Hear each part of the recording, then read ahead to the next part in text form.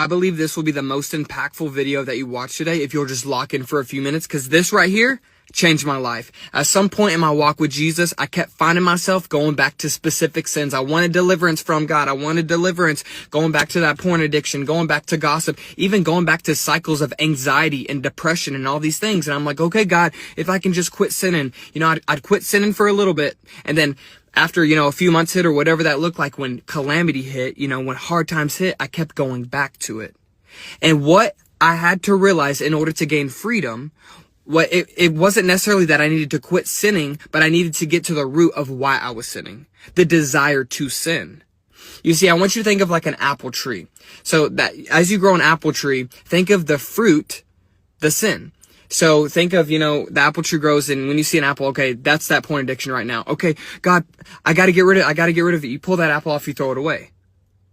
That apple might not be visible, and there might not be an apple there for a while, but because that plant is still rooted in the ground, the apple is always going to grow back. And that's exactly how sin is with our lives. A lot of times we try to get the fruit when we need to get to the root.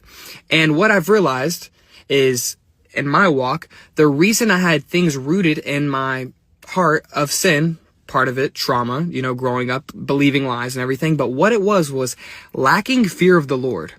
I didn't see God truly rightly for who he was, so therefore, I engaged in sin. So therefore, I walked in other ways, not abiding in him. And you say, we go to church, oh God, you are the Prince of Peace. You are the only thing that I need. God, you are my one thing. But I want you to realize that your actions are the fruit of what you really believe. You say, we can confess these things with our mouth, but if we are not walking it out, you don't actually believe it. Because what I had to come to terms with was the reason I was, engaging in specific sin is because I believed that sin would give me more comfort than God.